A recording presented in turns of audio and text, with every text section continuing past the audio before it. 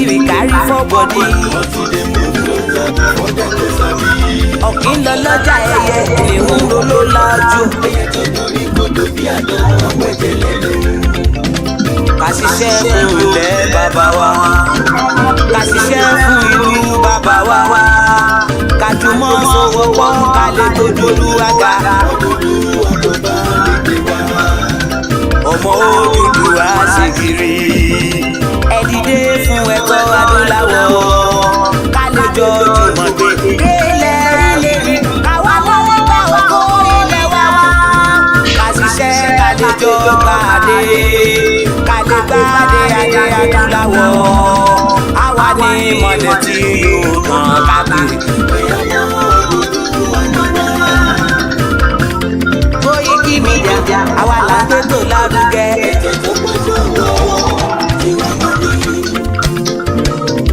Kásá ẹgbẹ́ polówó ọjà wà lájẹ́ gbígbá yín jẹ. À ń gbé tó lárugẹ, à ń gbásà lárugẹ. News and sports ẹ máa rí gan. Ọmọ Ìjẹ̀bú alárẹ̀ mi ló ní kí n máa ké dandan. KOKOMEDIA ọlọ́lágbájá mọ̀ mi o, máa bá ṣẹ̀rẹ̀ lọ. Ọmọ Yorùbá ni ẹ, ọmọ Yorùbá tata. À ń gbádùn rẹ, ọmọ Ìjẹ̀bú lọ́rẹ́ rẹ, ṣẹ́yìn ló máa fi dìbò tẹ̀ mọ́lẹ̀. Ẹ̀yin lọ́mọ onígbò máa ń dé mádémádé, ẹ̀yin lọ́mọ onígbò máa wọ̀. Igbó máa wọ̀ kájòjì ò gbọ́dọ̀ wọ, àjòjì tó bá wọ bẹ̀ á tẹ̀lé ní ẹbọra. Ẹ̀yin lọ máa náwó òyìnbó tó dé, ìgbà tó yìnbó dé o, owó náà dá tún pọ̀ sí o. KOKOMEDIA ṣàwa ní bàbá. KOKOMEDIA àwọn ní bàbá. Àdáńsọ àtúnpèrè lédè. Àwa là ń gbé tó lárugẹ, jẹ́ ká jọ gbọ́ o. Àtúnjà fẹ́tọ̀ ilẹ̀ wa, fẹ́tọ̀ ilẹ̀ Yorùbá.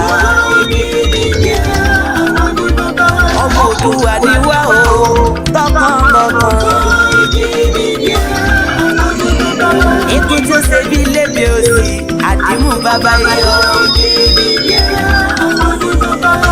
We bring you one closer to your doorstep. Afẹ́fẹ́ tó fẹ́ òòrùn kan jòjò lára ni. Àpèrègèdè Olódùmarè ló fún wa ṣe. Gbogbo ayé ẹ̀gbọ́n, àwa ní bàbá o. Ẹ máa bọ̀ wáyé gbé polówó ọjà yẹn wá. Òdùdúwà lágbé dání, òtítọ́ lágbé dání. Àkìsọ́dàlẹ̀, àkìsọ́dìkẹta. Àdótán, àtúnpèrègèdè. KOKOMEDIA we bring you one closer to your doorstep. KOKOMEDIA is around. Is around you. Ladies and gentlemen, ẹ mú kálẹ̀ sílẹ̀, ẹ tẹ́tí ẹ̀gbọ́ ìdójúkojúgbogbo. Ladies and gentlemen, ẹ mú kálẹ̀ sílẹ̀, ẹ tẹ́tí ẹ̀gbọ́ ìdójúkojúgbogbo. KOKOMEDIA yìí.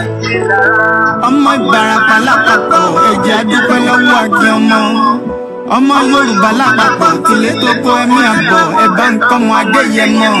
Chief Sunday Adéyẹmọ Ìgbòho, orúkọ ńlá tí ń jámọ̀ láyà bí àrá, orúkọ tó ń dẹ́rù bo lórúkọ gan-an. Ọmọ Yorùbá ẹ má sùn o, torí pé bùrà a kò lè fojú pé gbòdò láyé. Títa ríro lẹ̀dá kọlà, wúrà tó máa dán, alànà kọjá dandan o. Ọ̀wọ́n ẹni ní má dọ́rẹ́ wọná, ẹ̀dá kan lè ṣì wá lọ́nà mọ́. Ẹjẹ́ àfìmọ̀ṣọ̀ kan ká lè débi re. Ẹjẹ́ àjọ gbárùkù ti Sunday Ìgbòho ṣá. Ọmọ Ìgbòho mọ̀rẹ́ nílùú Alágbàdo Òde. atapẹ̀tẹ̀ wọnú omi ọmọ gèdèlè wodò sànyà ìsànyà ò rẹ́ràn bàbá yín láàrin ìdí omi kò sì náà ń kán sí yín lẹ́nu ọmọ òkúta mẹ́ta òkè gbòó ìkan ṣe yín ní dábàdàbọ̀ ìkan ní mọ́ rọra ìkan tó kù nígbà tí wọ́n ò mọ̀ gbòó mọ̀ rẹ́ kí ló dé gbòó mọ̀ rẹ́ sí ọmọ òpópó sọ́ràn ìgbàgede gbòó sùn wọn láláìsí bẹ̀rẹ̀ wọn ní kó ní bẹ̀rẹ̀ ó máa kó bẹ̀rẹ̀ lọ ẹ̀sìn òní bímọ méjì ní gbòó mọ̀ rẹ́ bẹ́sìn bá bímọ méjì ní gbòó áfíkan pọkó sí ámúkan yòókù bọ sànyà átúmúyà rẹ̀ tí ò lọ́rọ̀ gbọ́ áfiṣẹ́rù wálé wàràmùjẹ ọmọ onílé ọ̀la àwọn àjòjì tó ń ṣe ségesège tọ́láwọn ò ní bomi kó sí mu wọ́n láwọn ò ní bomi sànyà wẹsẹ̀ ìgbà tójú kò fi ń kọ́ gbogbo wọn náà sáré bomi kó sí mu wọ́n sì bomi sànyà wẹsẹ̀ ọmọ abẹ́rẹ́ mẹ́ta òde ayé ọ̀kan ṣẹ́ ọ̀kan pẹ̀ ọ̀kan tó kù ní gbogbo ayé fi ń rọ́ṣọ kiri gbogbo ọmọ Yorùbá Sunday Igboho onírèlè láéláé torí àbá lásán nìkan ń dá òkúta òṣègbè fún wọn o ìmọ̀ràn lásán ni ti balùwẹ̀ kò pọ́sibú kó dòdò láyé ń bí ó kún díẹ̀ títọ́ domi láéláé ìtọ́ mi lè domi Sunday Igboho arógun má ti dí tó ń jà fẹ́tọ̀ Yorùbá ní tilé tó kó ọmọ Ìbàràpá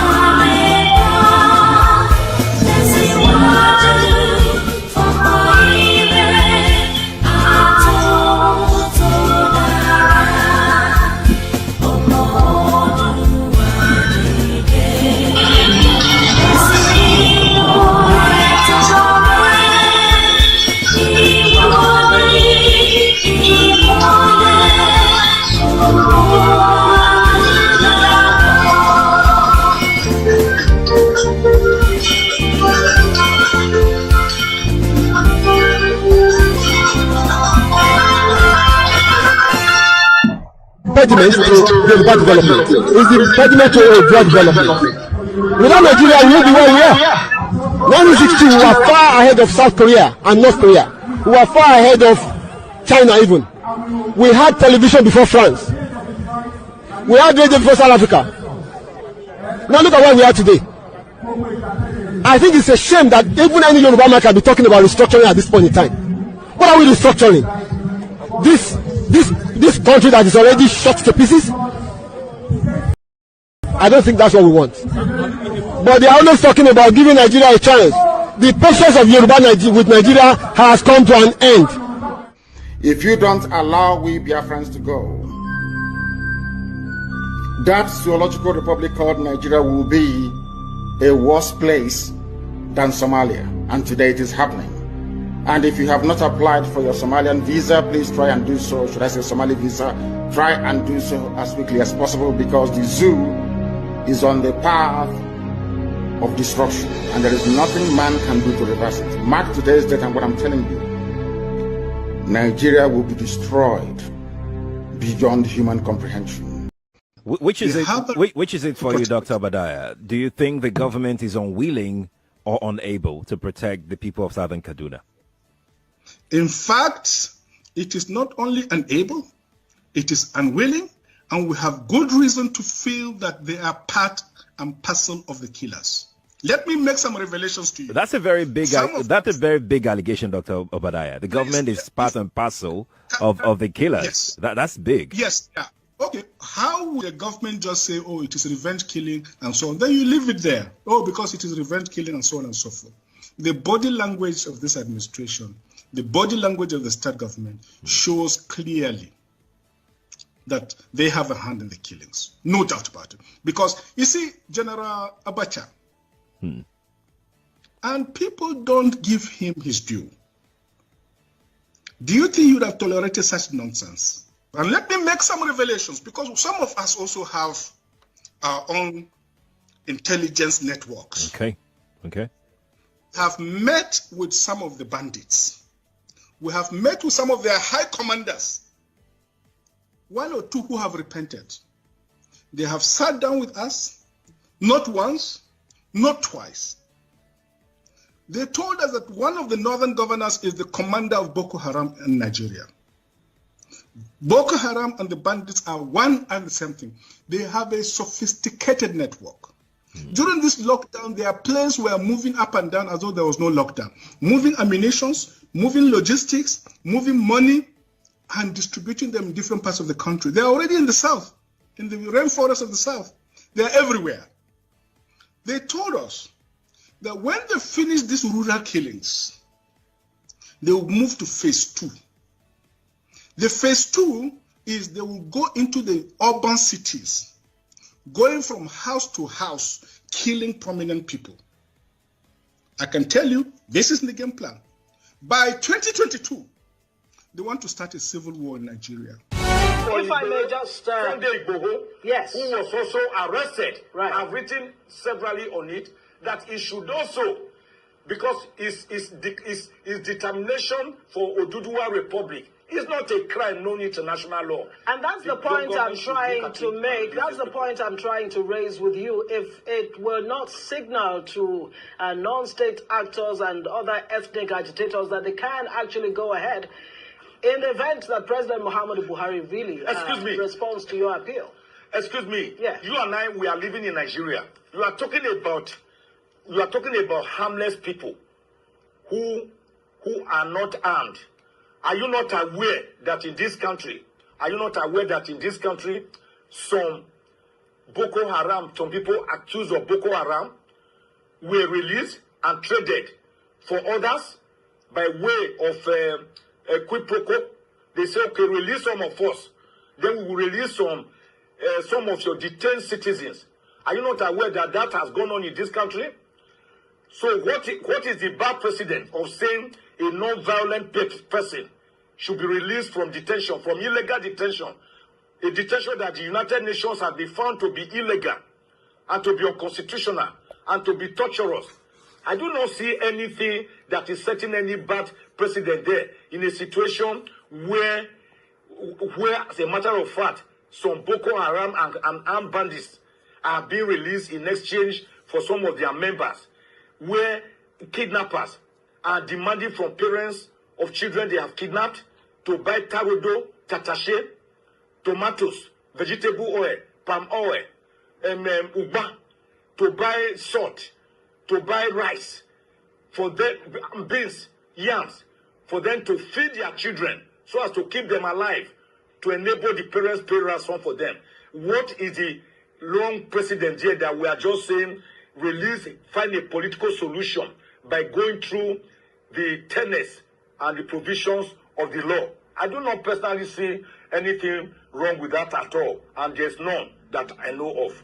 And I cannot see it leading to any floodgate or any resurgence by other people coming to say, criminals coming to say, oh, you must also give me reprieve. It does not happen that way. How many Nnamdi Kanus do you have in Nigeria? And how many Sunday IGBOHOs do you have in Nigeria? These are people who have carried the specter of their people on their heads, and they are the metaphor for their self-determination struggle. Once again, a very good morning and welcome to our live transmission. It's Friday and it is a little bit windy. There's a lot of construction work going on very close to the environment, so there might be some kind of noise coming and filtering through the broadcast. And moreover, because we're outside, so there's a lot of noise from the emergency. There's a lot of noise coming from the vehicles and people that are moving, left and side of the environment. It's the Friday edition of the broadcast, and it is just almost the end of the month of August. My name again is OLAMILEKAN, and if you're joining the platform for the very first time, this is a platform that discusses all the reasons why the Yorubas should think rather than waiting. We've been part of Nigeria for a very long time, but unfortunately, Nigeria has failed Africa, not to talk about the citizen. A very good morning and welcome to the Friday edition of the broadcast. As we are all settling into the conversation, the question again this morning is, the economy of Nigeria. Can this government bring back the glory of Nigeria? Many Nigerians say it's possible, but first and foremost, we give thanks to Eledumare for being with us and for guiding us and protecting us against all evil. Adúpẹ́ fún àwọn Mùsùlùmí, a ní Barika the Jimma for those of you that are Muslims, and shout out to all our Christians and all our traditional as well. Shout out to all the Biafra and those that are Arewa and those that also want a bit of freedom out of what is called Nigeria today. Shout out to those of you around the world, depending on wherever you're listening, whether you're watching us on Twitter, Instagram, TikTok, Facebook, whatever platform you are, I welcome you to the live transmission. It's just 36 minutes past 8 a.m. in London. A very beautiful sky there. The weather is very strong, the energy, and we're also coming towards the end of the month, and we're also coming towards the full moon. So quite a lot is happening around the world, but I'm sure our focus is Nigeria. Nobody knows what is going to happen, whether ECOWAS will eventually attack Niger or not. We don't know. We just have to keep waiting until the first attack or the invasion of Niger, because of the coup d'etat that took place there, and there has been a loghead between the ECOWAS and the junta in Niger, Tichani. We know that there was a coup last month, precisely about 26th of July, and it is now exactly a month plus. 7 days notice was given, but that has not deterred, the General Tichani, that is the leader of the coup d'etat. The Nigerian economy continued to drain itself as many Nigerians continue to ask for help from the government. The government says they are putting in the palliative. But before we come to all that, I'll first say good morning once again to the leader of the Yoruba Self-Determination Group, known as Professor Adebanji Akintoye. Professor Banji Akintoye is a scholar, a man that saw the vision, a man that says, Iyanjomo Yoruba, and it is time that we move out of this contraction and this country that has multiple countries inside it, so that we can have a better opportunity for the future of the Yoruba people. Some disagree with him, whether because they believe that Nigeria will survive, or maybe they think that Nigeria will be great again, and that literally means that many Yoruba people do not align with Professor Banji Akintoye as we speak today. But notwithstanding, whether those that agree with him or not, the question you should ask yourself is, how much more time do you need before Nigeria will survive? We've heard about Andrew no check out to Nigeria will survive. I think that was in the 80s. Nigeria has not survived for 63 years, apart from the fact that we have been told lies. Lies upon lies, lies upon lies. We've been told that it takes time to build Rome. Rome was not built in one day. Why are you all in a hurry? But nobody's asking the question that Dr. YòRÀBÁ is asking.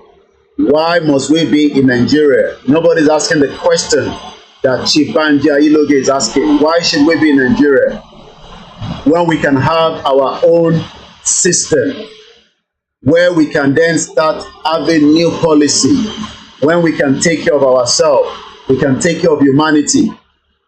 So when people are saying we care less about what is happening, I just want to be a Nigerian. The question is, as a Nigerian, you don't have any value outside. The value system is only when they need your brain, but they don't really need you as a person. I'm looking at the data that I saw on one of the media in Nigeria. Last year, 40,000 Nigerians left the country to get to UK under the healthcare visa route. 40,000. That is still a very pinch because 40,000 is now helping the UK economy in the healthcare sector. Via OT, understand what I'm saying? Only 40,000 Nigerians left UK, Nigeria, last year. They are not going to be a nurse. They are not going to be a doctor. Neither are they going to work in other council, or you are going to work in the bank, or you're going to be an engineer. No, you are coming here as a health worker. So you will be put in a home where you will be helping those that need support. It's called care assistant. So when people are saying that I don't care, as long as I can leave Nigeria and I get to UK, that's fine. You get to UK, but you will only be care assistant with your own master degree. How come you could not get a job in Nigeria? Is because Nigeria did not plan for me and you in the last 63 years. $5 billion was stolen by Abacha while he was in government. Many money got missing during the former dead or alive President Muhammadu Buhari. And today, many Nigerians are still in the hole, in denial. Shout out to those of you that are joining us all over the world. Mo kí gbogbo yín lẹ́ẹ̀kan sí pé a kú ọlá Jímọ̀ náà. Iṣẹ́ ń kí ọmọdé ni mo kí àgbàlagbà. Mo kí yín pé welcome to the live broadcast. As we say, this is not your kind of broadcast. This is a self-determination media platform. We're asking again, when are they going to release Nnamdi Kanu, the leader of the IGBOHO? Mazi Nnamdi Kanu was kidnapped by the former government of President Muhammadu Buhari under the same APC that is still ruling today. Nnamdi Kanu was renditioned back to Nigeria. It is now almost 2 years and a half. And it seems that everybody thinks that you can have a peaceful Nigeria while Nnamdi Kanu is kept. Even though the court said Nnamdi Kanu has not committed a crime. Ẹni tó bá commit a crime ni ó máa ń tì mọ́lé. And since Nnamdi Kanu has not committed the crime, the question then is, why have we kept him in the prison for a very long time till now? Why? Why have we kept Nnamdi Kanu in the prison? Is the question that we are asking. But many people say, I don't care. Moki Babami More International. Good morning, sir. Shout out to those of you in England, in Scotland, in Wales, watching from Canada, United Arab Emirates, in Turkey, in Cyprus, in Malaysia, some of you in Japan, most of you in Africa, because you couldn't get a visa that would take you out of Libya. Moki Ubentewani, Libya, Ajani Ajala, Moki Adada, Moki Kenny Bright, Moki Entewani, United States of America, God's own country. Shout out to those of you that were able to make it to UK like myself 25 years ago. Shout out to those of you that are still preparing your document. I hope you will get that visa and you will start understanding the value system of life. What is the offense of Nnamdi Kanu? What has Nnamdi Kanu done to warrant him? Shout out to you, Ayomekun Damiju, my brother. As we wait again to see what is going to happen between this government of President Bola Ahmed Tinubu and Nnamdi Kanu, don't overlook it. Don't say, kò sí tó kàn wá pẹ̀lú Nnamdi Kanu, kò sí tó kàn mí pẹ̀lú ẹ̀. He's a criminal. The question is, are you sure Nnamdi Kanu has committed an offense against the government? All he has asked for is the right of his people to self-determination. Self-determination is called an inalienable right, a right that must be respected by any government that needs to sit down and discuss. Yes, it might not be in the only favor the politicians of today that we were asking for the right of our people to be given that right. But they still have to sit down and let us discuss so that we can then plan an exit way so that there will not be any bloodshed. Shout out to the government in exile of the Biafra, Mazi Simon Ekpa, the Prime Minister of the Biafra government in exile. Shout out to those that have been marginalized in Nigeria. Shout out to those that could not have 3 square meals because the government has failed you. The question this morning again is, you might disagree with my view. You might not be happy because you want to be in the same position like I am. The question you should ask yourself is, why has your parent not seen the foresight of Nigeria like my own mom saw it? Shout out to my beautiful mother. Mo kí gbogbo àwọn Muslim sisters. Mo kí gbogbo àwọn Muslim brothers. We are not talking about religion here now. We are talking about our life that has been endangered by the species called Nigeria. The Yoruba territory is a beautiful place to stay. The Biafra land is a beautiful place. Even the Arewa in the northern part of Nigeria is a very, very beautiful place. Shout out to you, Aziz, all the way in Miami. Ijaya, shout out to you. Shout out to you, Mr. BD. Rodney Natalin, good morning to you. Shout out to all the organizations that are in support of self-determination, from Global Directorate to Yoruba One Voice. To those that are fighting day and night to educate, to enlighten people, nípa n tó ń pè ní self-determination. We don't have a Yoruba nation yet. Do not listen to Duponitiri. That's a lie. There's nothing called a declaration. It's a fraud. Yoruba nation is not yet a declared country. If you go out and say, we have now got a country, and I want to present, well, you don't even have a document anyway to back it up. Nigeria is still a sovereign nation. But we will negotiate with them. We will have diplomacy. And if all that failed, then you must be expecting BASBOS or M1, whichever one you think. So for those of you that are asking that we should forget about self-determination and let's face Nigeria, let's fix Nigeria like the Pastor Kumuyi, you must be living in denial. All these pastors are just saying what they want to say. Yeah, or no, I don't know, because I'm not in the spirit mind with them. But the same Pastor Kumuyi has been telling you since 1986 that Nigeria will be well, Nigeria will be great. And at the end of the day, since 1986 to date, Nigeria has failed you. There is no value system in Nigeria, and there is no value system as Nigerians. I have lived in this country for more than 25 years. It took me 15 years to fight the British government so that I can have a regularization to stay in this country. Maybe some of you, to get messaging. So you think that we are just out there because we don't have a job. Like I told you, I am not one of your bloggers. I am a journalist, and my job is to enlighten and educate you and bring what is happening around the world to your own understanding.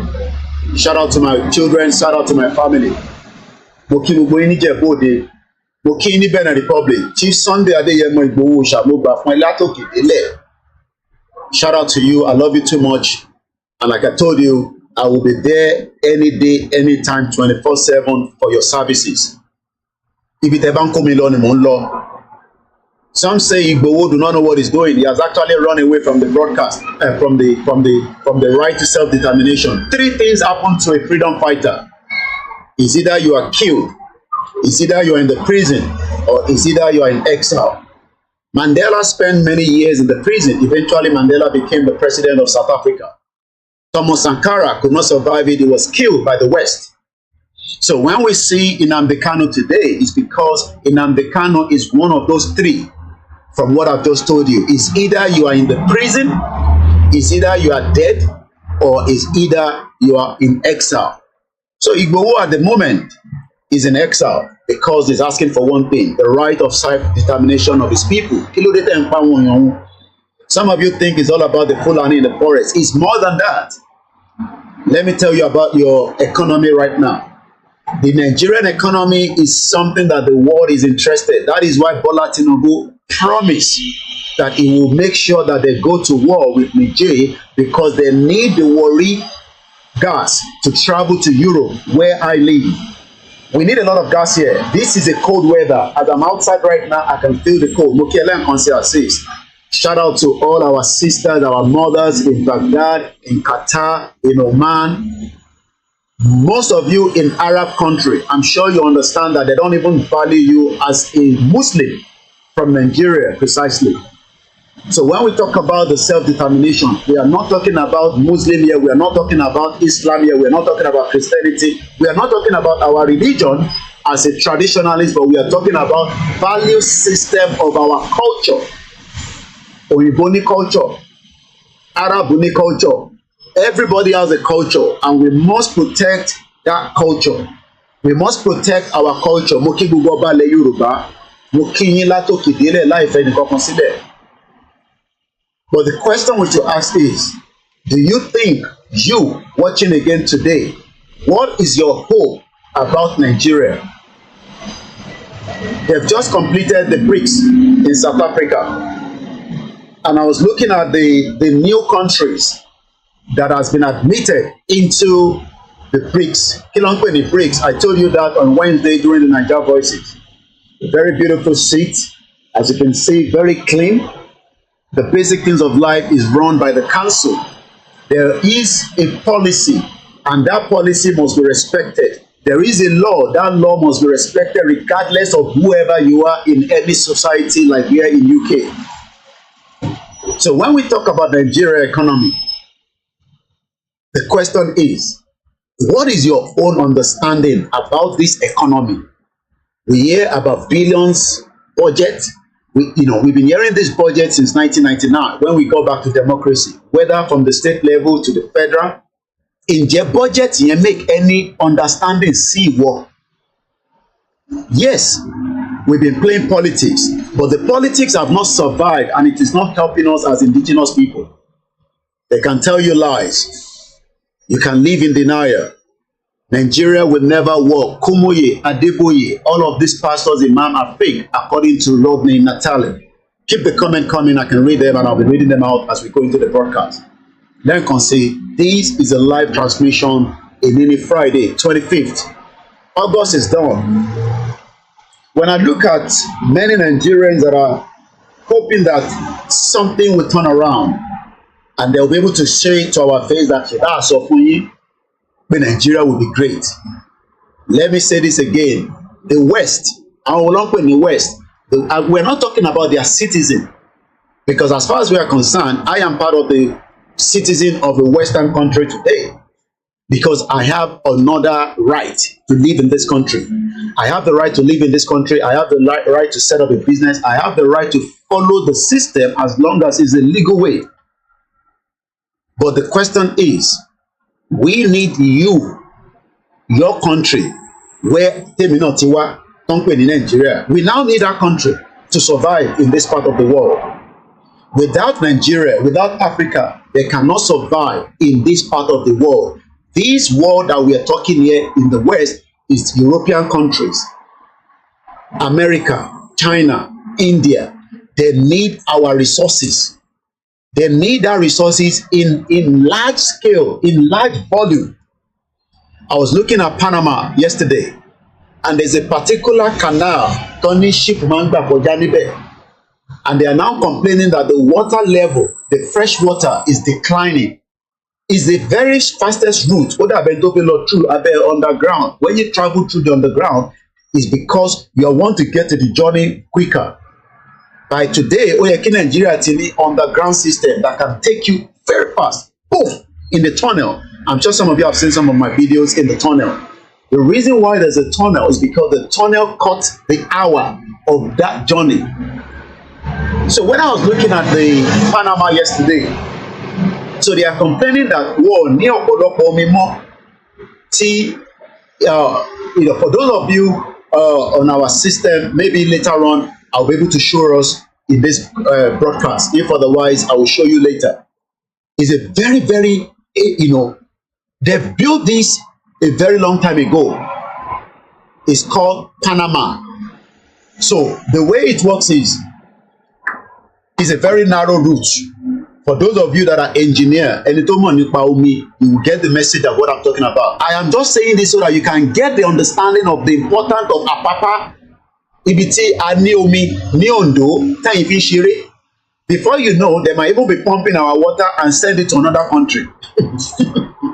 Because the world needs those resources. You might think it's a joke.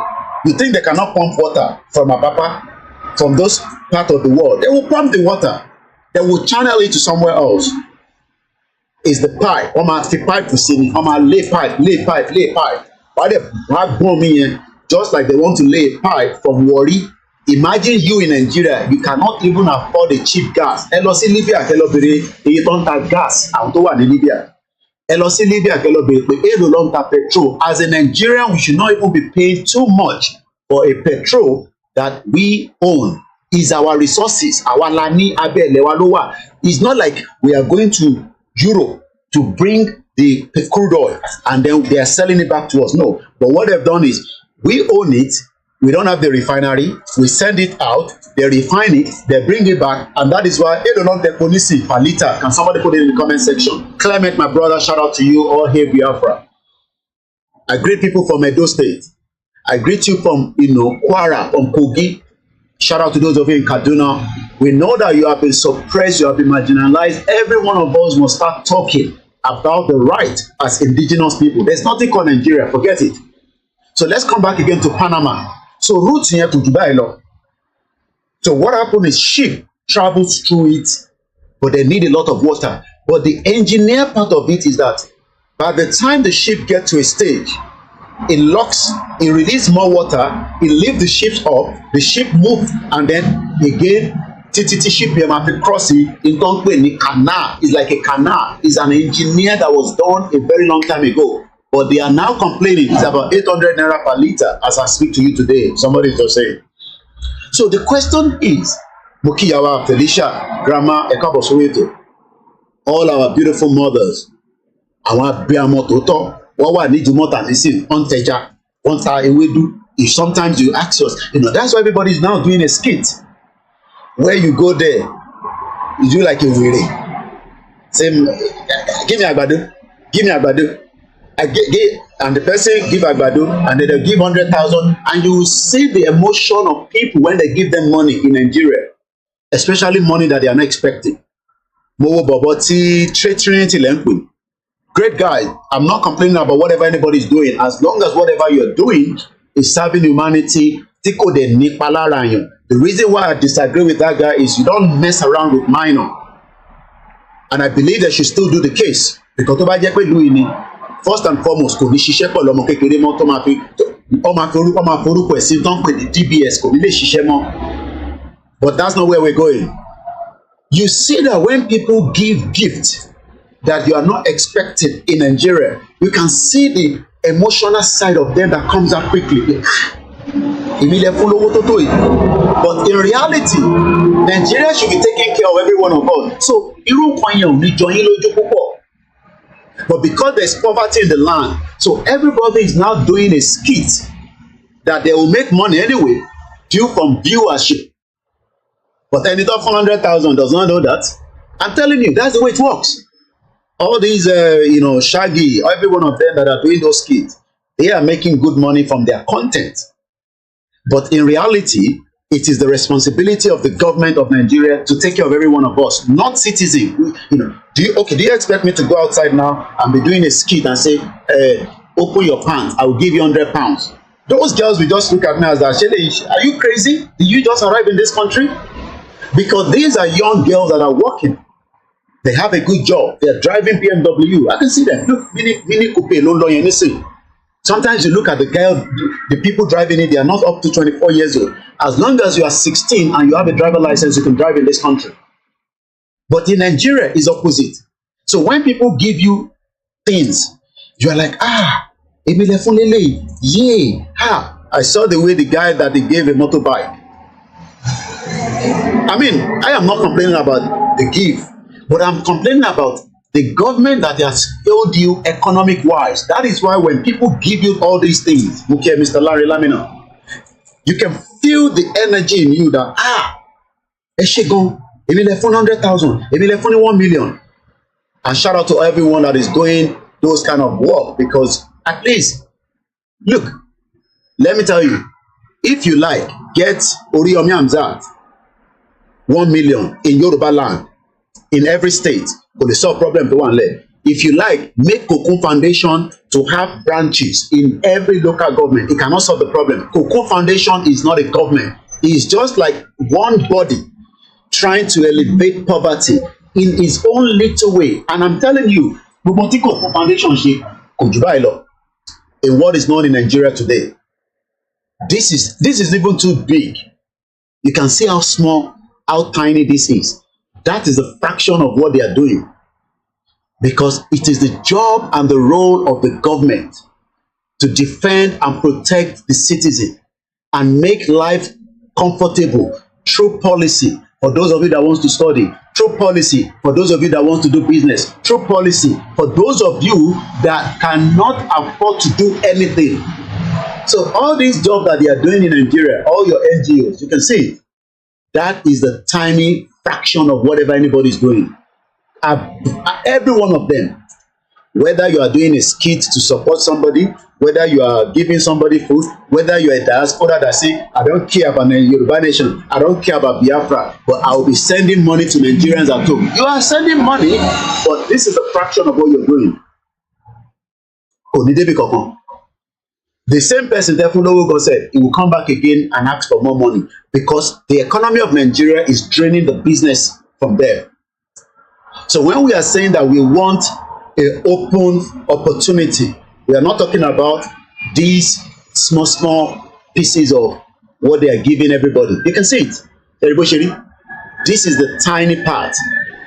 You can see it there. Let me hold it like this. This is what you're looking at. So when we tell you, you can see it in the camera. You can see it there. You can see it there. So when some of you are disagreeing with us, because Henry, hey, hopefully you're 100,000, hopefully you're 4 million, and look, all these houses that we are looking up here, you cannot see it, but there's a particular tall building there. There's another one there. These are government homes that have been built long time ago for the people. Even we in UK, we are still having shortage of housing. People are living in a cramped houses today because there's more people that are traveling to UK and there's more immigration, and that is why the UK government is trying to cut the immigration. As at the statistics that I was reading from Sky News yesterday, I think about 500,000 more immigrants have arrived in UK in one particular sector alone, in education. So the percentage of immigration is going up. But the reason why they don't want us to have a stability in Africa is because they want us to come here, and yet they are complaining that we are here. The reason why we have too many problems around the world today, when they fought the World War I, the World War II, everybody was taking borders that belongs to people. We own the border, the territory of Yoruba land. It belongs to us. We should be the one to control it. But no, the British came there, they killed many people, they took people away from slavery, and then they changed the location.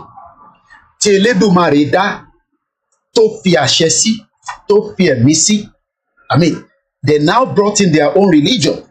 They brought in speaking English. They remove our own real identity. They gave us another identity. And today, that location, it is no longer fruitful for us. Some people are complaining that when we call Nigeria zoo, some of you don't like it. When we call Nigerian zoo, we are not calling Yoruba land a zoo. We are calling that name Nigeria a zoo. Because I've got a feedback that the name zoo, some of you are not comfortable with it.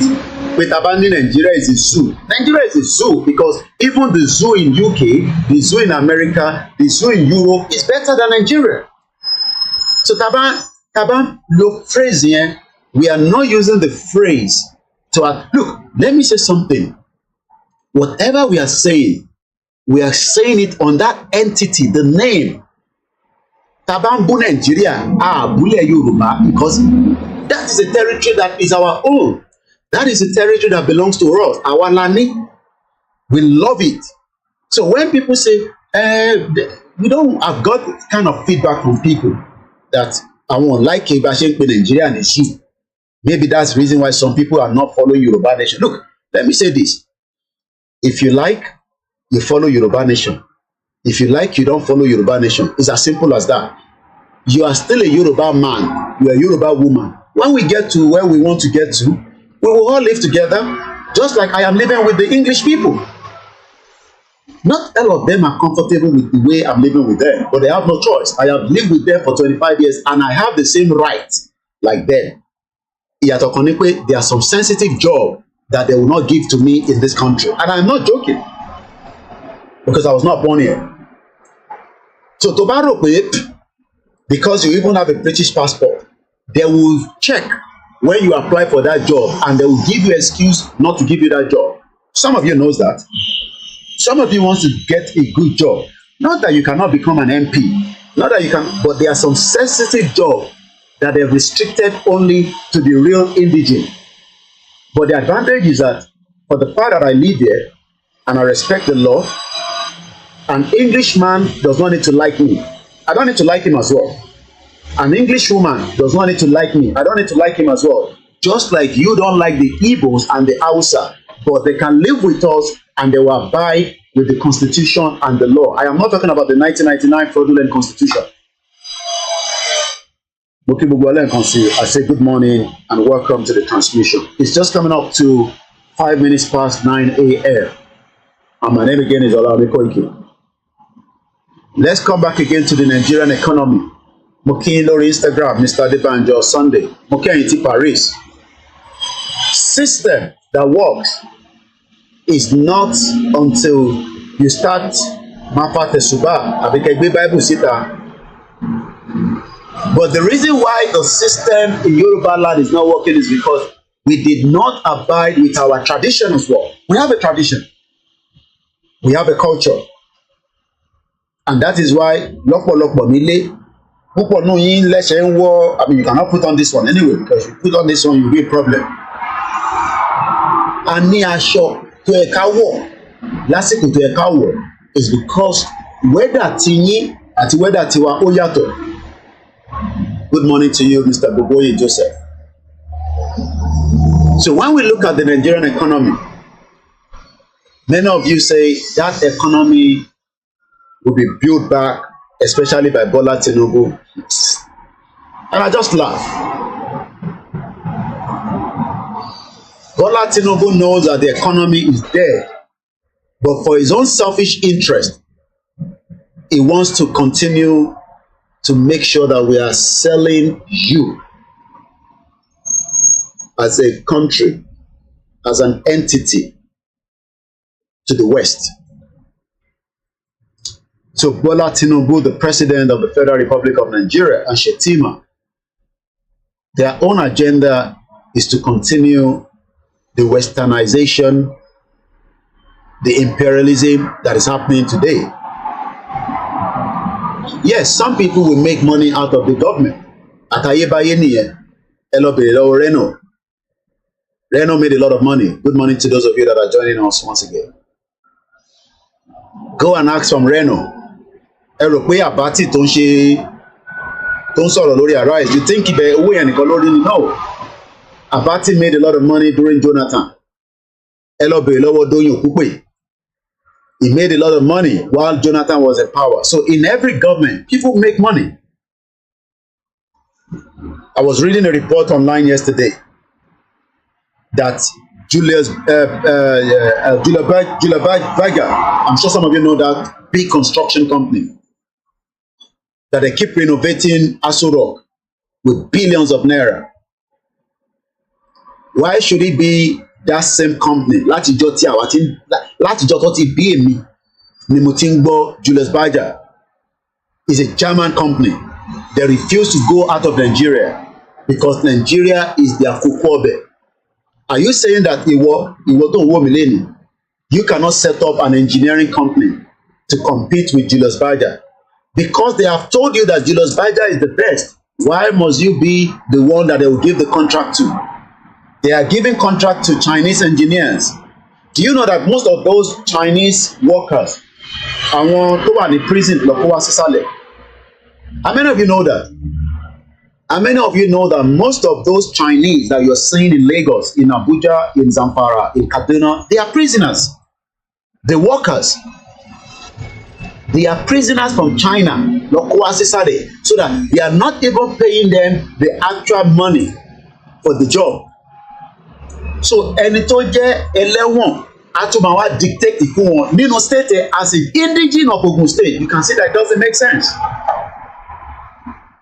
But your governor not going to tell you this. Your politician doesn't want you to know all this because they know that if you know it, you will start challenging them. Kí ni Dangote fi lè lọ kóyàn wá láti India because they believe that Indians are better off than you as a Nigerian.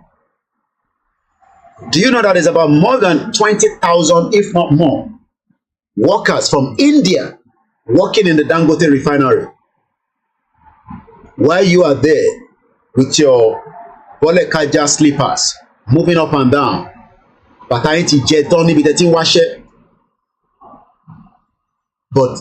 the fake life that Nigerians are used to, what is the fake life? Shut up! Because you now have a smartphone that has a bit of TikTok, that has a bit of Instagram.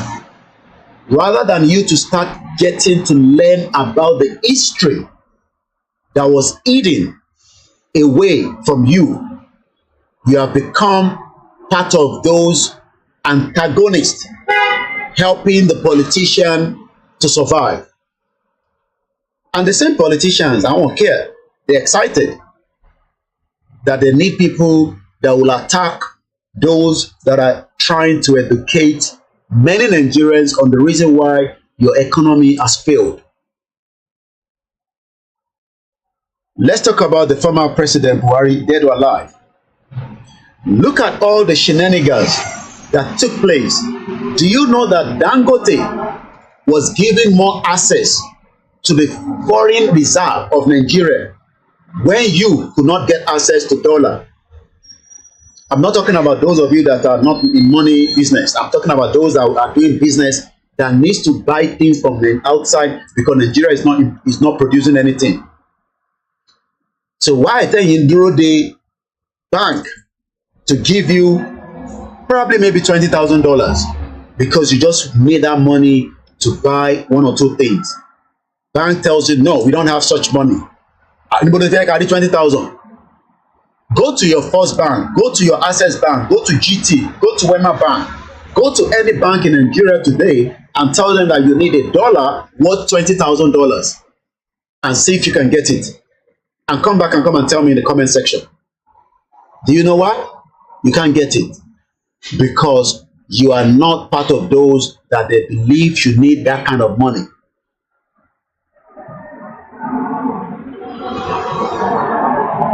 And the reason for that is there is not enough dollar in the central bank. Central bank was put together 2 years before the fraudulent independence of Nigeria in 1960.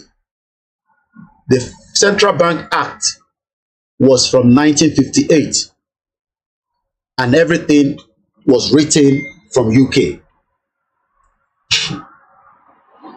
Some of you are thinking maybe Tabani, the problem that we are encountering today started from here. So you want us to leave that one alone and say, but they gave us independence. They never gave you independence because nothing like independence. What they gave us was something that they can continue to manage on our behalf. But they put the stooge of the politicians in the front so that we are no longer saying, and that is why today, what led to Nigeria collapse is because those politicians, those militaries that were making coups upon coups using the same uniform, the same uniform that when I got to UK I realized that it means nothing. This is what they use to suppress and make your life to be where the economy of Nigeria is today. The question we should ask is, how did Buhari that overthrown a civilian government, because it says that civilian government is a corrupt government, Shehu Shagari government. Let's even accept that it was a corrupt government. Let's go backwards a little bit. So by that way, we're disrupting that civilian government of Shehu Shagari, Titi Diwakati. Don't you think that we would have made headways? We would have made changes, but no, that was stopped by this uniform, the military outfit. And Buhari overthrown, Babangida came, Abacha came. So for more than 30 years, between 1980 títí dé 1999, Nigeria already collapsed. Because how do you want to vet all these corrupt generals? Most of them have got big mansions, especially in UK. They were able to fund a lifestyle that have now affected me and you, where the economy is not functioning to a full drive. The reason why it is not happening here in UK, I could see a vehicle going there, it says Thames Water.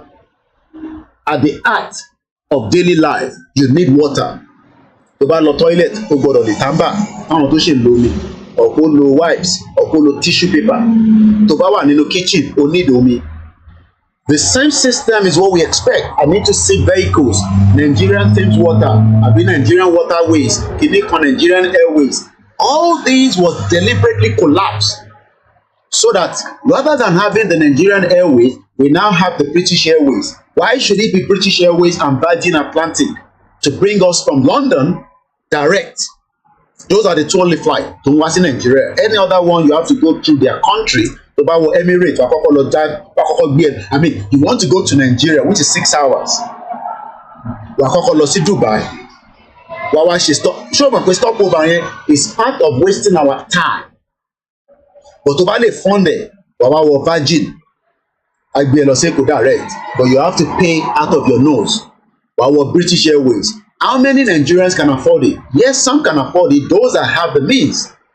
But when we are talking about general Nigerians, average Nigerians, anybody should be able to go into the Nigerian Airways and travel to anywhere around the world. But it has not happened because the military collapsed the economy of Nigeria with some Yorubas, Igbos, Middle Belt, Hausas, and most importantly, the Western world. So they now say, okay. The reality.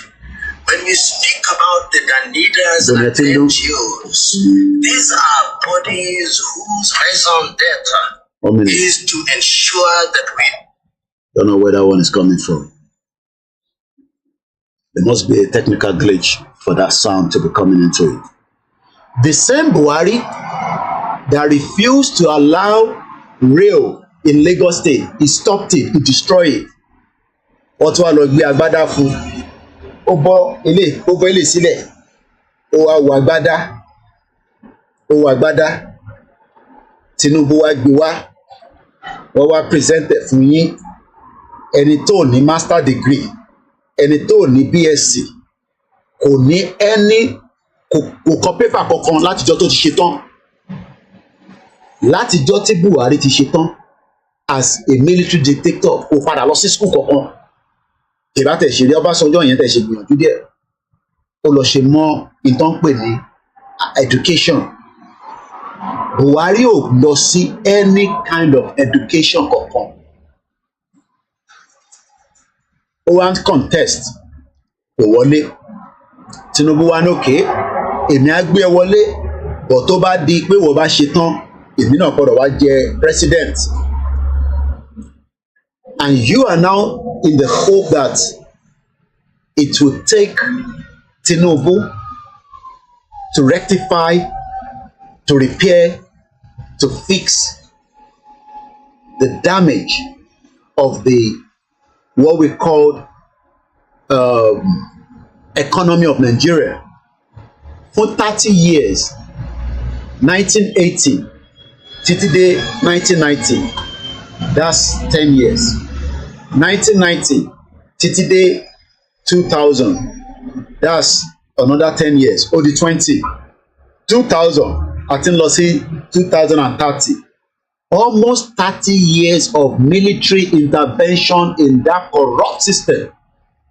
A lot of you are now hoping that Tinubu will rectify it in 8 years. Mo kí ẹ̀yin tẹ́ wà lórí TikTok, good morning sir. My question is, ní ọ̀nà wo ló fẹ́ gbà ju pé kí Tinubu náà tún tà wá padà fáwọn West? Because like I told you, this country, all they have is their brain.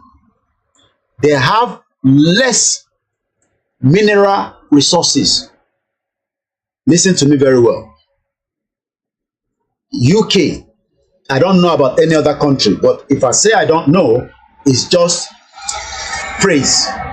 Because even if I don't know, I can go and learn and study. If you do not understand, this country only has expertise and their brain, and you cannot beat them to that. They've been in the game for too long, and they know our plight. They know our problem. They know why we are angry, we are upset.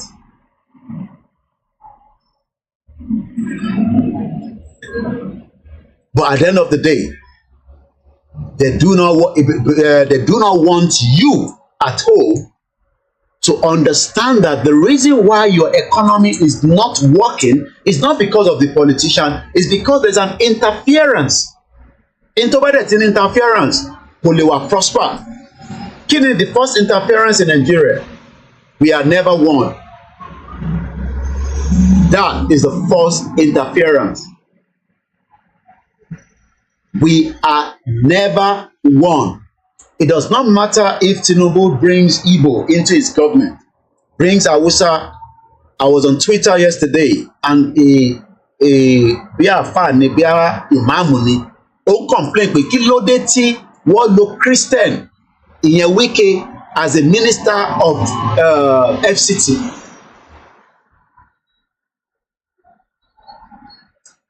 That shows that they are not comfortable with Wike as the FCT minister as a Christian. Kí ló dé tẹ́ rò pé El-Rufai, the former governor of Kaduna State, only in another 20 years, Christian kankan ò ní jẹ governor ní Kaduna. Do you think that we can really work together? At the end of the day,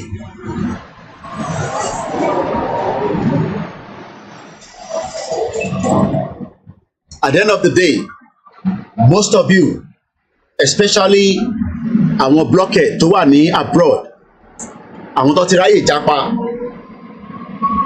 they are not going to tell you what I am telling you because they don't want you to know. They don't want to have the understanding. Most of them are born bastard. I know because I can tell from the way they comment. Because wọ́n mọ̀ pé West gangan ní interference in tó ń pè Nigeria, but wọ́n máa ní no, àwọn olóṣèlú yìí ni o, àwọn politicians ni o, but those politicians are working on behalf of the West, whether it's America, whether it's France, whether it's Germany, and that's exactly what is playing out. And mo sọ pé tí Tinubu ò bá lọ sí Niger ọmọ àdé ni, ó gbọ́dọ̀ lọ sí Niger on behalf of ECOWAS. They must invade Niger so that ká lè rí repercussion tó fẹ́ ṣẹlẹ̀ gangan. And I believe they are preparing all the soldiers, which Nigeria will give many towards that invasion of Niger. But that is not where we're going this morning. We have just less than half an hour. At 10 o'clock, the broadcast will come to an end. My question again to those of you out there is, do you, as a Nigerian, whether you have another dual citizenship, ǹjẹ́ wọ́n fi lọ́kàn pé economy Nigeria will come back, whether in this government in 4 years, tó bá rí another 4 years, fair enough. Do you think that the economy of Nigeria will come back up just as it could not come back up during President Muhammadu Buhari, dead or alive? Do you think so? I am asking you the question. You should answer yourself. Láàrin ọ̀rẹ́ yín, many Nigerians in every gathering, kò sí ìjókòó kan tẹ́ bá lọ, whether party ni, ìkómọ ni, wedding ni, even in the midst of enjoyment, tẹ́ bá ti gbẹnu lọ́rọ̀ Nàìjíríà, nǹkan kan máa fọ́ yín ní orí, ó máa fún yín ní migraine ní bíbá. Kí ló dé tí nǹkan kan yẹn ṣe ń fọ́ wa lórí tí a dẹ̀ fi wá solution sí? Most Nigerians knows that, but all they can say is that ó sì máa ṣe díẹ̀, ẹ jẹ́ ká tún manage ẹ̀, and that is what we have done for 20-something years today. I'm asking again, I'm asking you, do you think that the economy, I'm talking about the economy of Nigeria, do you think that that economy will prop up again, will survive? And if you think so, just come and explain to somebody like us so that we can get the understanding, so that Kemi lè learn lọ́wọ́ yín ẹ̀yin economics. Those of you that are economists, come and talk to us. Come and tell us how you think that we can fix a country where there's disunity among every one of us. And don't come and tell me the reason why there's disunity is that, no. The reason why there's disunity is because the UK, during the colonial time, the empire knew that if we are allowed to stay on our own separately, we will all move in different speed. What slow down speed in the Yoruba, so that we do not survive. Apart from 40,000 Nigerians, I'm sure there's about 10,000 Yoruba people in that 40,000. All you have come to do is care assistant in UK. Wọ́n bí ẹ̀dá kó sọ pé ó fẹ́ ṣe nǹkan míì. Tó bá jẹ́ pé lórí care yẹn ló bá dé ìlú yìí, tó bá bí ìwọ́dà lọ try nǹkan míì, they will withdraw that sponsorship from you. Èmi mo sọ bẹ́ẹ̀. Lọ try ẹ̀ wò.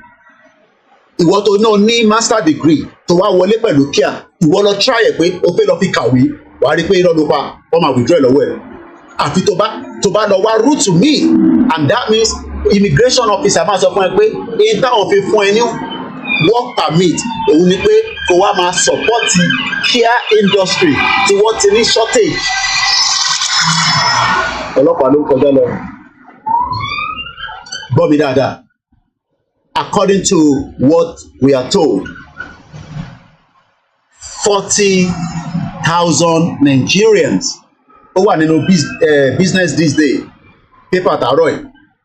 40,000 Nigerians got what they called visa for the healthcare sector.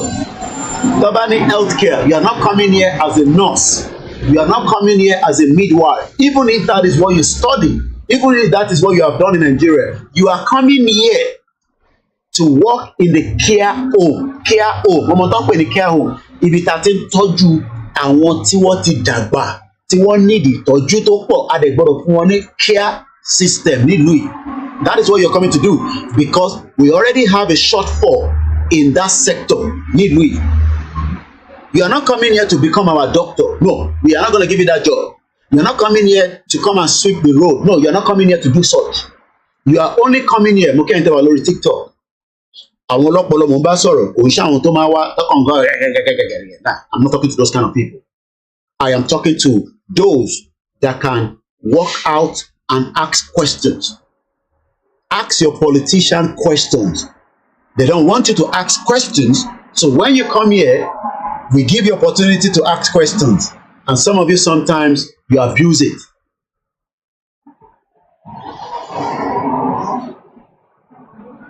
And I say good morning to those of you that are watching us from different parts of the globe. So when we are saying that the economy of Nigeria is dead, how do you know that the economy is gone before we go in under half an hour? A full-minute clue. When you say the economy of a country is dead, how do you know that?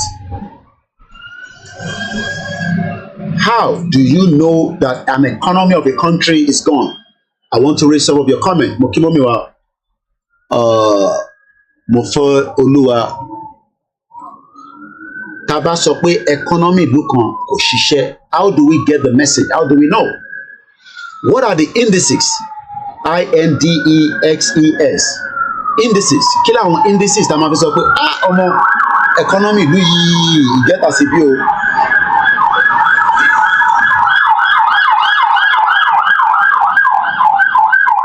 If we are talking about the economy, how do we know?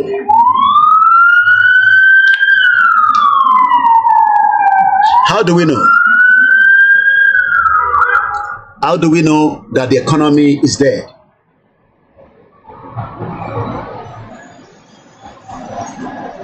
How do you know that the economy is dead? It's a question. Kí ni nǹkan tí wọ́n máa fi mọ̀ pé economy Nigeria is not working? As a layman, ṣé oúnjẹ tó ń rà níta ni? Ṣé source of income tó ń wọlé fún ẹ ó ti decline? High exchange rate. Mọ́mí wa Elizabeth sọ pé high exchange rate. Bídí sọ pé UK use the carer to make money for their government and also to crash the wages in the care sector. À ń sọ̀rọ̀ gidi, ẹlòmíín sọ nǹkan míì. Ìyẹn kan ní ká má misguide àwọn èèyàn. Arákùnrin kan sọ pé I stop misleading people. I am here in Bristol working as a psychiatric nurse. Stupid person. Ṣé ọ̀nà tó fi wọlé, ṣé care system ló fi wọlé, ṣé o lè fi care system wọlé kó wá sọ pé òun ṣiṣẹ́ as a psychiatric nurse? À ń sọ̀rọ̀ pé àwọn tó wọlé pẹ̀lú care tó jẹ́ pé wọ́n fún ẹ ní sponsorship ni, báwo ló ṣe lọ fi yẹn ṣiṣẹ́ as a psychiatric nurse? That's the question. Bíá inú bíá parlour talk lẹ́lòmíì máa ti ń sọ̀rọ̀. Tó bá wọlé láti Nàìjíríà pẹ̀lú care system tó jẹ́ pé wọ́n fún ẹ ní sponsorship fi wọlé sílùú yìí, pé o gba sponsor láti ibi iṣẹ́ kan ló máa sọ fún ẹ pé sponsor tí o fẹ́ fi wọlé yìí o inú care ló ti máa ṣe o. Kò sí pé o fẹ́ lọ ṣe psychiatric nurse, kò sí pé mo fẹ́ lọ ṣe nursing, kò sí pé mo fẹ́ lọ ṣe midwife, no. O bá wa fẹ́ lọ kàwé fún later, route tó fi wọlé yẹn ó máa padà lọ sọ fún home office pé route yìí o mo fẹ́ lo route yìí mọ́. Home office tí ó ṣẹ̀ máa wá rí ìbí ẹ̀ bí a káwọn continue láti fún ẹ or not. Kí ló dé táwọn ẹ̀ṣẹ̀ wá through education sector so that ẹni tó wá through education sector gbọ́sẹ̀ wọ́n expect pé tó bá ṣe tán kó padà lọ sílé. Ìbáwọ̀ ojoojúmọ́ làwọn èèyàn pè mí. I live here for 25 years. Kò sí sector tí mo mọ̀ nípa ẹ̀. It's just that I don't want to be talking about it because òun ṣe tẹ́mi gbé dání nìyẹn. 25 years ni mo fi gbé nílùú yìí. Mo mọ àwọn family friend mi, ìyàwó, ọkọ, ọmọ mẹ́ta pẹ̀lú àbúrò wọn, wọ́n wà ní London bí ṣe bá ń sọ̀rọ̀, wọ́n ti lò 3 months. Wọ́n ò dẹ̀ níṣẹ́ bí ṣe bá ń sọ̀rọ̀ báyìí. Wọ́n ò ríṣẹ́ fún wọn, àwọn tó gbé wọn wọlé. So when we are here talking, we know what we are talking about. Mo kí ẹ̀gbọ́n mi Tony Ages. So we are talking about 40,000 Nigerians got dragged out of Nigeria. Kí ló ní kẹ́ wá ṣe care assistant? Òun ṣe tí mo ní wọ́n fún ní another working visa tí kò ń ṣe lórí route yẹn o. Tó bá pọn ní tó bá jẹ́ pé doctor ní ẹ ní Nàìjíríà, yes, o lè apply to be a doctor here, but ó máa lọ ṣe àwọn exam kankan kó tó lè accepted. Ó máa ní procedure tó máa ṣe. Number one, wọ́n Nàìjíríà ti wọ́n accept àná nísìnyí gbogbo àwọn ọmọ wa ló gba result wọn wálé. Fáwọn tí wọ́n ṣe GCSE, I'm sure some of you, your children, your grandchildren came home, excited yesterday. Ǹjẹ́ o mọ̀ pé ìwọ tí o wà Nàìjíríà tó ní master degree tó bá fẹ́ wá sílùú ìwá ni kò lọ ṣe English, ìgbọ́dọ̀ ló ti make sense. So we are telling you that the system is not helping us, but for them to allow everybody to go their separate ways. Britain ò fẹ́ jẹ́ kí Nàìjíríà pín right now because they need Nigeria, especially that there is a problem between this country and Russia. Ìjà Russia yẹn àti Ukraine ò dẹ̀ lè tán nísìn in another 3 years tó o bá lọ ju bó ṣe ń yẹ lọ. The fight between Russia and Ukraine, mo sọ níjọ́ òní mo lọ ra spaghetti 28p àwọn ní cheap one yẹn. Wife mi sọ fún mi pé ṣé mo mọ̀ pé 20p ló ń tà tẹ́lẹ̀. Kódà nígbà tá a dé nílùú yìí wọ́n mo rà ní bíi under 10p.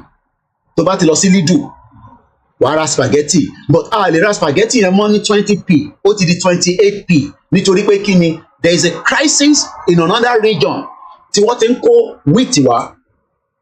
So even here in UK things are becoming there's a change, and the reason for that is there is what they call instability around the world. So olúkálukú náà nídìí ìlú tí tó bá jẹ́ òmùgọ̀ bíi ti Nàìjíríà. Because as far as we are concerned, wọ́n rí Nàìjíríà àbí Nigerians as òmùgọ̀. Àwa la wá ń challenge wọn nísìnyí pé no àgbà. Kí ló dé táwọn èèyàn 40,000 gbọ́dọ̀ wá ṣe care system? Aláwọn tó need the care assistant náà ní Nàìjíríà. Ṣé tó bá jẹ́ pé wọ́n ń san standard rate salary fún ẹ ní Nàìjíríà, ìwọ tó ń gbọ́ mi láńlé ni, tó ń san standard rate based on Nigeria, because lè fi owó tó ń san ní UK as wages kì í fi wé ti Nigeria. It's two different economy. But tó bá ń san standard point tí wọ́n dẹ̀ respect the value ẹ̀, tó dẹ̀ respect ẹ̀ as a human being. Ṣé wàá tó wá ra ticket, wàá tó wá san owó pé o fẹ́ wá sí UK láti wá ṣe care assistant? Mo ń béèrè ni o. Tó bá tẹ̀ fẹ́ wá study, yes, èèyàn lè lọ sí anywhere lọ study láti fi improve knowledge ẹ̀. Ṣèbí nǹkan tó ń ṣe ní the 60s nìyẹn, tó ń ṣe in the 70s nìyẹn, èèyàn bá kàwé tán, èèyàn ṣe kí ni, èèyàn tún padà lọ sílé. But today, that is not happening. The reason why it's not happening is because there is now a setback.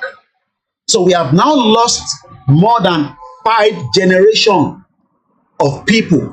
Àwọn èèyàn ti ń travel away from Nigeria láti in the 80s, àwọn kan lọ in the 80s, àwọn kan lọ in the 90s, àwa kan lọ in the 2000s. In the 90s lèmi lọ, because 1998 lèmi kúrò Nigeria. That is about 25 years ago. So if truly we have the economy that is working in Nigeria, I should not be here in UK anymore. I should have come back to Nigeria and support the economy. But even those of us that wants to come back, what has been the outcome of it? What has been the outcome? Ask yourself the question.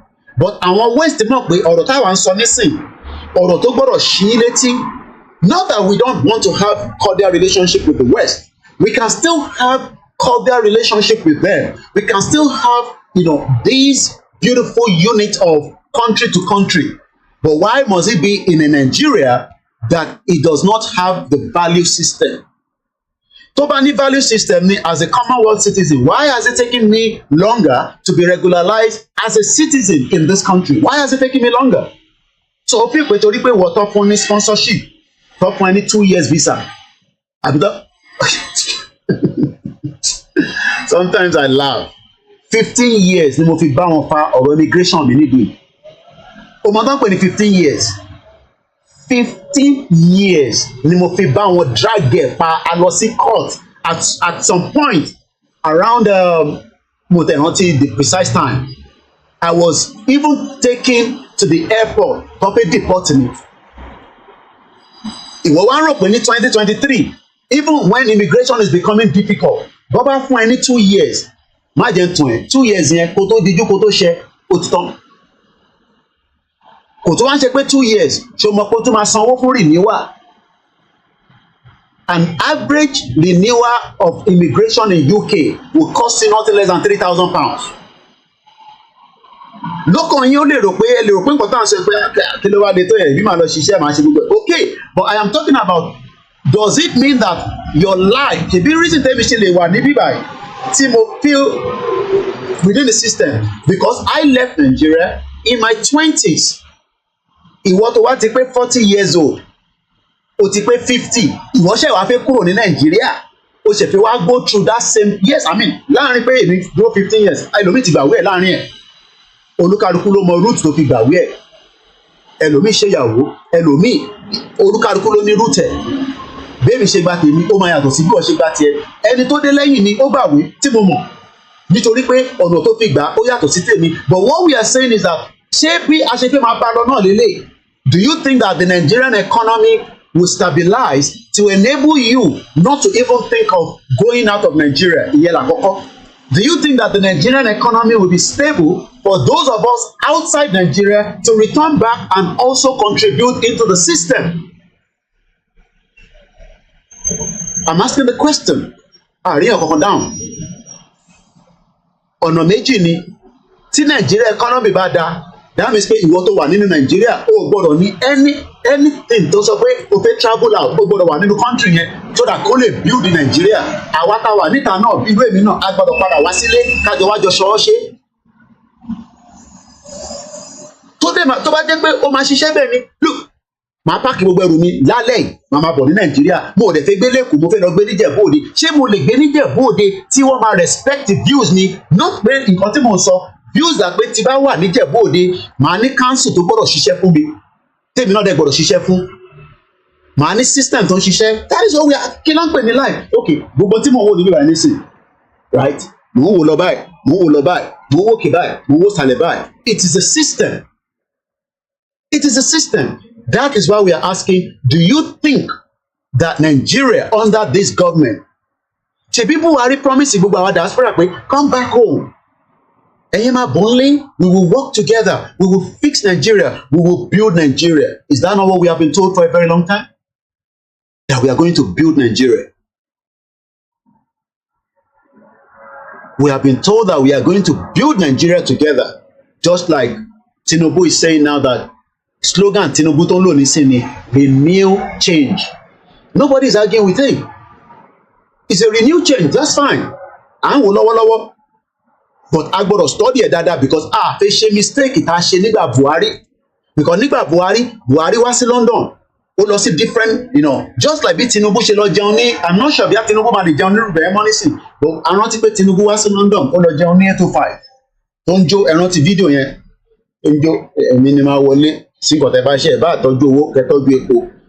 But he's not the president. I don't think he wants to go to that kind of sitting anymore. Bó ṣe rí nìyẹn. Kó tó di pé wọ́n di president, a máa ń fi ara gbára wọn ní báyìí ni. Nígbà tí Buhari wá sí London, gbogbo alárí Buhari. Ó dẹ̀ sọ fún wa pé tóun bá ti débẹ̀ o, òun máa make Nigeria débi pé àwa táwa ń diaspora gbogbo a máa padà wálé, and we believe it. Some people went back home. Àwọn tó lọ sísìn wọ́n tún padà dé báyìí. Ẹni tó lọ nígbà Buhari tó ní kódà kó má ní owó gan sef tó ti build àwọn èèyàn build empire bí ẹni tó fi kọ́ hotel ṣe bá rí irú ẹ̀gbọ́n wa Owólabí tó pa. So the question we're asking before we start going in 20 minutes is that in reality là ń sọ ṣé Tinubu náà lè bá wa build in Nigeria? Èmi ò sọ pé nísìnyí lẹ́sẹ̀kẹsẹ̀ a gbọ́dọ̀ rí indices yẹn in 2 years. Tí Tinubu bá build Nigeria, tí economy Nigeria wà to the standard, maybe diaspora will start coming back home. So ìwọ tó wá ń support Tinubu, mo ní kó lọ́lé nísìnyí o, má get me wrong, jọ èmi náà lọ́lé anyway. But in 2 years, ṣé tí Tinubu bá change Nigeria wá lọ sílé? And do you think that Nigeria can get that renewed change tí Tinubu sọ fún wa? We are not against him. He's a Yoruba man. But he's bidding for the West. Iṣẹ́ West lòun náà wá ṣe. Just like bí Buhari náà ṣe ṣiṣẹ́ West. You don't have to agree with me. You don't have to also believe what I'm saying. Ojú máa ń pọ́n ẹ̀yìn ni, ojú ọ̀pá wa. I spent 15 years fighting the British to be able to have a regularization in this country. So 2 years, 4 years for me is nothing. For 15 years, I could not leave this country because mo níwèé tó máa gbé mi jáde kúrò nínú UK. Okay.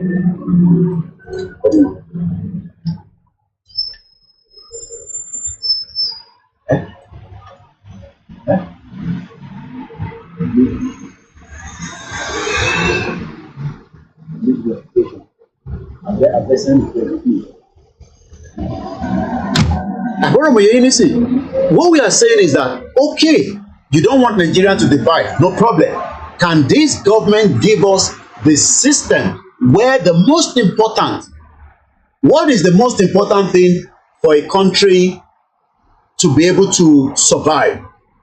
Mo fẹ́ wo bí àwọn èèyàn ní, mo fẹ́ tap brain wa láàárọ̀ yìí. For a country to survive,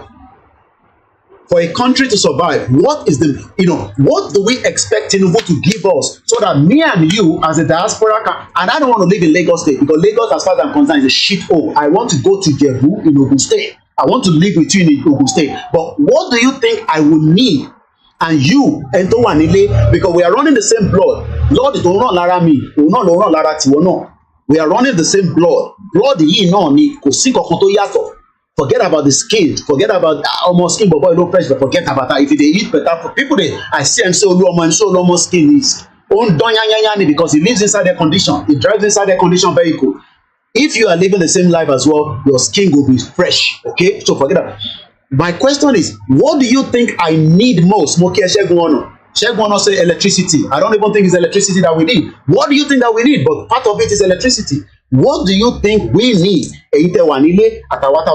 So that in 2 years, I'm not coming in another 6 months. I'm not talking. I'm going to give Tinubu 2 years so that I can see that he has done exactly what we are saying today. What do you think that we need? We need security. Without security, there is no country. Make I tell you something. Without security, you don't have a country. We need education. Security, education.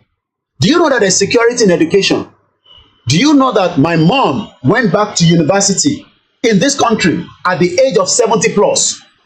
Although she course 3 years, but there was security for her because I want to don't go see class, don't see lecture. My mom must have that security within the lecture room that she will not be looked as Yarubo Leleke. That is security in education. We need good road. We need healthcare. And for me, we need justice. I want the comment out. I want you to respond. So that in 2 years, I will return back to Nigeria. But I'm not going to live in Lagos State because many of you want to live in Lagos State. I want to go back to Djibouti and contribute my own quota in my own local government there with them. Do you think I can get all these in 2 years? Note today's date. Over the 2 years time. Tí ó bá wà, tí mo bá wá sọ pé mo wá sílé, ẹ wá challenge mi pé Koiki irọ́ ló pa. Ṣèbí ó sọ lórí broadcast ẹ̀ ní on the 25th of August 2023. That means pé in 2025 I should be preparing myself. I need 2 years to prepare myself to come back home, but I need to see that gbogbo tí ẹ kọ síbí báyìí ó wà unrealistic in 2 years. So Bola Tinubu, I have given you 2 years to prepare me to come back to Djibouti and contribute my quota. Don't tell me to come back now because I cannot come back now because there is no security, there is no healthcare, there's danger to my life, just like there's danger to your own life as well. It's as simple as that. I don't want to drive on the road where somebody is driving and then there for whatever reason, brake pad. So all these are, security, adequate infrastructure, accountability of governance. Thank you so much, Just Raising.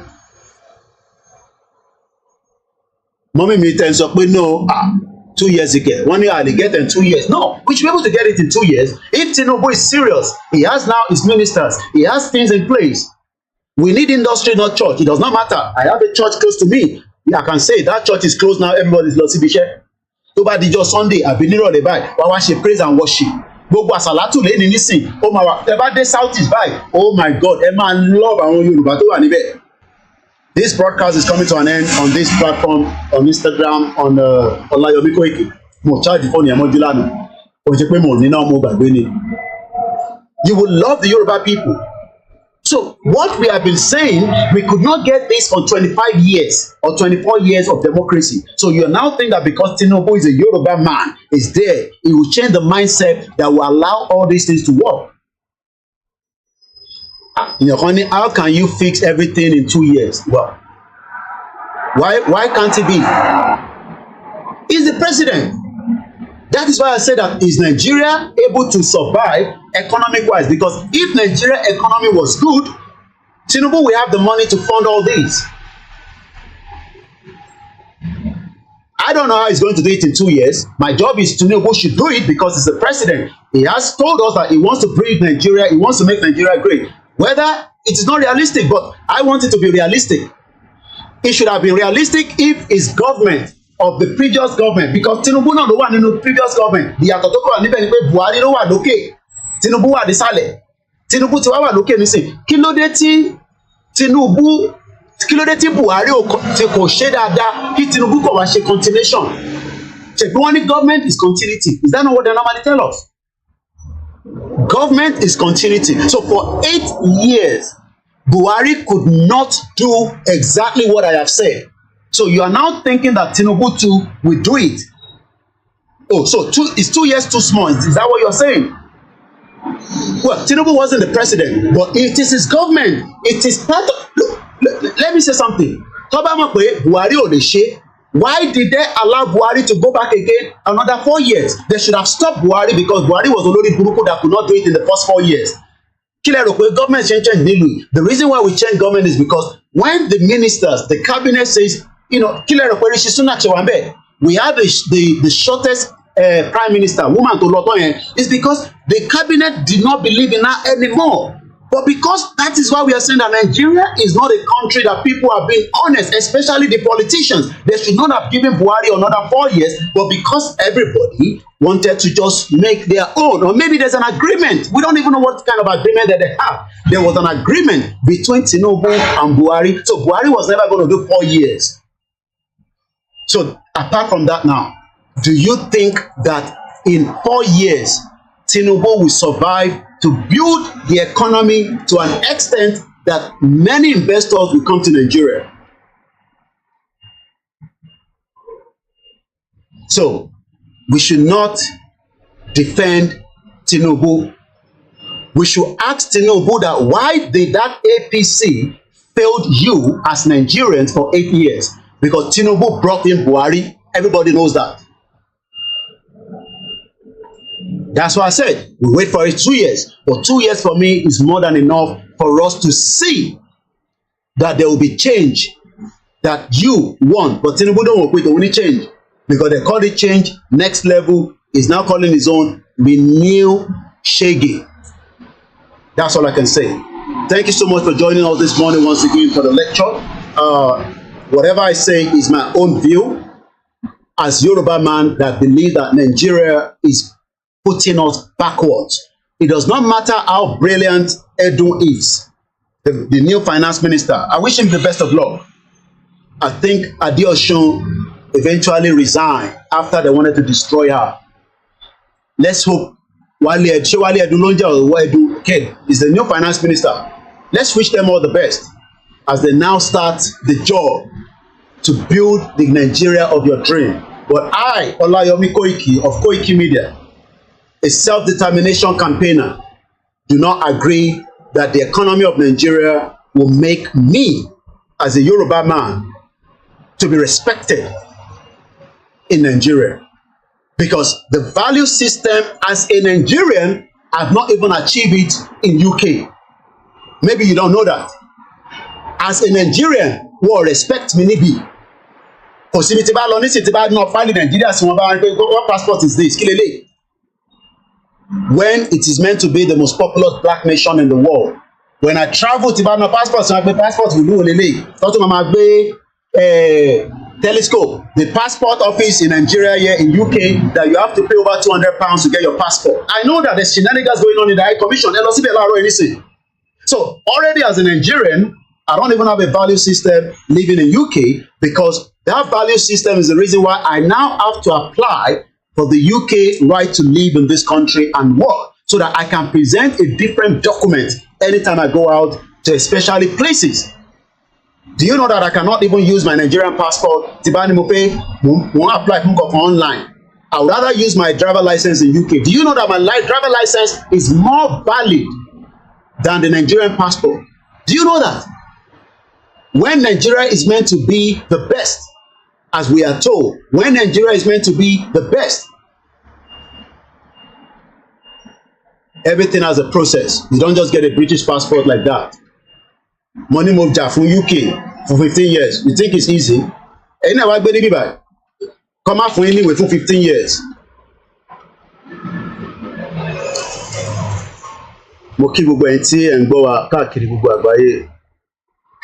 I don't need stupid people to be on the platform. So if you're stupid, I just take you out. It's as simple as that.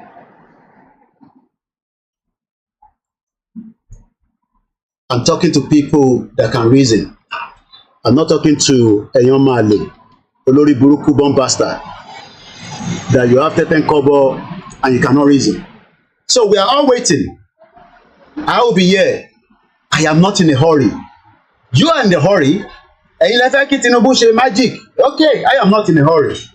I have lived in a society that I can tell you I am not in a hurry. I am not hurry. Oh yes, I am not hurry. So I will wait, but I will continue to educate and enlighten you. As many of you, I want you go. What the blocky views in, you cannot see the view. I can see them better now. I have lived with them. I know how their government is operating in Africa. I know what their government wants as against what you want. I know because we told Tony Blair, come on, let's see Iraq. We campaign, we protest. 2 million people came out. I was part of it. The lie we were told was Saddam Hussein has a chemical weapon. And that chemical weapon, to bad discharge it. They went there, they stole from Iraq.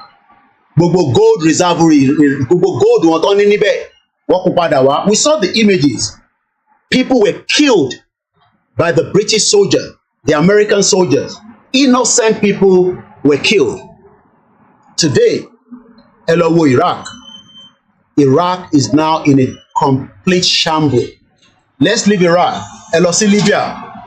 Libya was destroyed. Àwọn tó ń gbé ní Libya jẹ́ ká mọ̀ pé nígbà Gaddafi, ayé àwọn dá. Gaddafi was literally paying people benefit, just like people are being paid benefit in this country. Go and look at Libya today. It has become a warlord. Niger is now in line. They want to take Niger by fire, by force. Do you know why? Because one need in Niger kí gas pipeline bá bẹ̀ kọjá, and tí gas yẹn bá ti lè dé Algeria, forget it, ó ti dé Europe. Today, General Chichani sọ fún wọn pé òun ní ọdún mẹ́ta láti dá ìjọba padà. ECOWAS sọ pé no. African Union sọ pé àwọn ò ní ṣe kankan, àwọn kàn máa expel wọn, bọ̀ àwọn ò fara sí pé kí wọ́n lọ jagun. Algeria sọ pé wọn ò ní fún France ní opportunity kó lo airspace òun kọjá. Are we going to see another Libya and Iraq in Niger? Time will tell. But like I speak to you today, from information out there, that they are preparing the military to come together and they might invade Niger anytime soon. I am waiting. And when that time comes, I'll be out again with my military camouflage. And I'll come and be doing analysis on that, because that is what I love to do best. So I am waiting for when the first aircraft will bomb maybe somewhere in Niger, and we'll see what is going to be the outcome of that. As I leave you again, I say thank you so much for those of you that have joined, and those of you that disagree with my views. Maybe you should come and live in UK like I am living. And those of you that are saying that you live in UK, go and find something to do. You must be stupid. I'm a journalist. My job is to educate you. For those of you that are looking for another job, I have worked in UK for 10 years in the hospitality industry. I am now in another sector called the journalist. I am a journalist, and some of you will never get opportunity.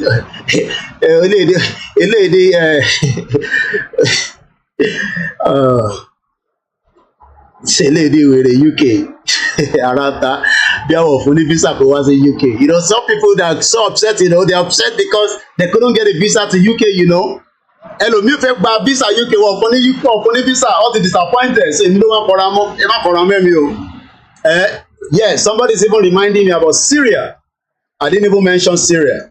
Syria, reason tí wọ́n ṣe lè gba Bashar, àwọn Saudi ti accept ẹ̀ padà nítorí pé Putin dúró tì for a very long time.